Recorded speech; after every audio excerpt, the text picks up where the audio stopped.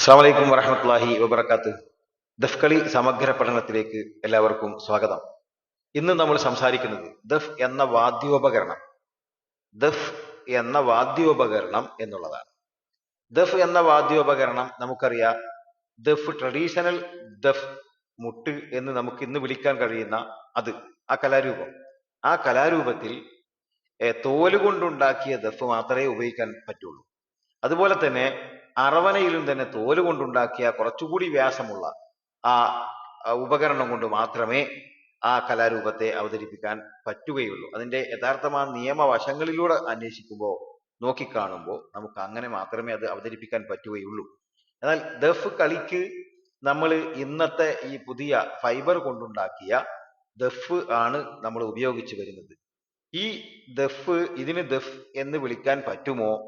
ഇത് ദഫിന്റെ ആ ഉപകരണ ശൃംഖലയിൽ ഇത് വരുമോ എന്നുള്ളത് ഇതിനെ ഈ കലാരൂപത്തോട് വലിയ താല്പര്യമില്ലാത്തവർ ഇതിനെ ആക്ഷേപിച്ചുകൊണ്ട് പലപ്പോഴും സംസാരിക്കുന്ന, അതല്ലെങ്കിൽ ഇതിനെ മറ്റൊരു രീതിയിലാക്കി ഇതിനെക്കുറിച്ച് സംസാരിപ്പിക്കുമ്പോൾ പറയപ്പെടാറുള്ള ഒരു വാചകം കൂടിയാണ്.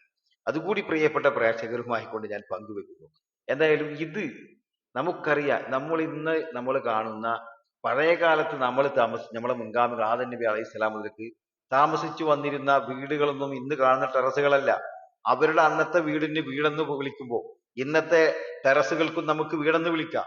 അന്നത്തെ മൺപാത്രങ്ങളാണെങ്കിൽ അതിന് പാത്രങ്ങൾ എന്ന് വിളിക്കുമ്പോൾ ഇന്നത്തെ വലിയ നല്ല ക്വാളിറ്റിയുള്ള മെറ്റീരിയൽസ് കൊണ്ട് ഉണ്ടാക്കപ്പെടുന്ന ഈ പാത്രങ്ങൾക്ക് നമുക്ക് പാത്രമെന്ന് വിളിക്കുന്നു.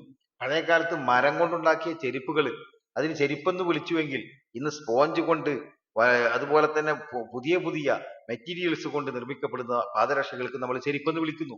ഇങ്ങനെ ഓരോന്നും കാലോചിതമായ അപ്ഡേഷൻസിലൂടെ നമുക്ക് പുതിയ പുതിയ രൂപഭാവങ്ങളിലൂടെ നമ്മുടെ ജീവിതത്തിലേക്ക് കടന്നു വരുമ്പോൾ അതിന്റെ ഉപയോഗം എന്ത് എന്നതിന്റെ അടിസ്ഥാനത്തിൽ അതിന്റെ പഴയകാല പേരുകൾ തന്നെ ഇതിലൂടെ കടന്നു പോകുന്നു എന്നുള്ളതാണ്.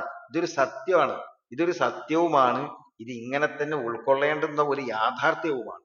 അതുകൊണ്ട് തന്നെ ഈ ദഫ് കളിക്ക് ഉപയോഗിക്കുന്ന ഈ ദഫ് എന്ന ഫൈബർ ഉപകരണത്തിന് ദഫ് എന്ന് തന്നെയാണ് വിളിക്കേണ്ടത്. ഇതിന് മറ്റൊരു പേര് വിളിക്കാൻ പറ്റില്ല.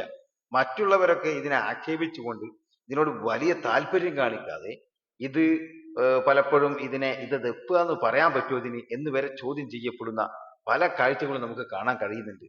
തികച്ചും ഇതൊരു ബുദ്ധിശൂന്യമായ ഒരു ഒരു ഒരു ഒരു ഒരു എന്താ പറയാ ഒരു സംസാരമാണ് എന്നാണ് ഇതിനെ കുറിച്ച് ഏറ്റവും ചുരുങ്ങിയ രീതിയിൽ എനിക്ക് അതിനെ സംബന്ധിച്ച് പറയാൻ തോന്നുന്നത്. ചുരുങ്ങിയ രീതിയിൽ, ഇതിലേറെ വലിയ രീതിയിലൊക്കെ നമുക്ക് അതിനെ കുറിച്ച് പറയാൻ പറ്റും. എന്തായാലും ഒരു മീഡിയ എന്ന രീതിയിൽ നമുക്ക് അങ്ങനെയൊക്കെ ഇതിനെക്കുറിച്ച് സംസാരിക്കാൻ പാടുള്ളൂ. നമുക്കറിയാം ഇത് വലിയ ഒരു സത്യമാണ് ഈ കാര്യം പറയുന്നത്. അപ്പൊ അതുകൊണ്ട് തന്നെ ഈ ദഫ് എന്ന ഉപകരണം, ഫൈബർ കൊണ്ടുണ്ടാക്കുന്ന ഈ ഉപകരണം, അത് ദഫിന്റെ ഗണത്തിൽപ്പെട്ടത് തന്നെയാണ്. അങ്ങനെ തന്നെയാണെന്നാണ് നമ്മൾ മനസ്സിലാക്കേണ്ടത്. അതുപോലെ തന്നെ നമുക്ക് അതിന്റെ ഉപയോഗങ്ങൾ, എങ്ങനെയൊക്കെ അത് ഉപയോഗിക്കണം, ഏത് രീതിയിലൊക്കെയാണ് അത് ഉപയോഗിക്കേണ്ടത് എന്നുള്ളതിനെ കുറിച്ചൊക്കെ ഇൻഷാ അല്ലാഹ് അടുത്ത ക്ലാസ്സിൽ നമുക്ക് സംസാരിക്കാം. അള്ളാഹു തൗഫീഖ് ചെയ്യട്ടെ. ചാനൽ സബ്സ്ക്രൈബ് ചെയ്യുക, അതാണ് വളരെ പ്രധാനം എന്നല്ല, അതും പ്രധാനമാണ്. എല്ലാവർക്കും ശുക്രൻ. അസ്സലാമു അലൈക്കും വറഹ്മത്തുള്ളാഹി വബറകാതുഹു.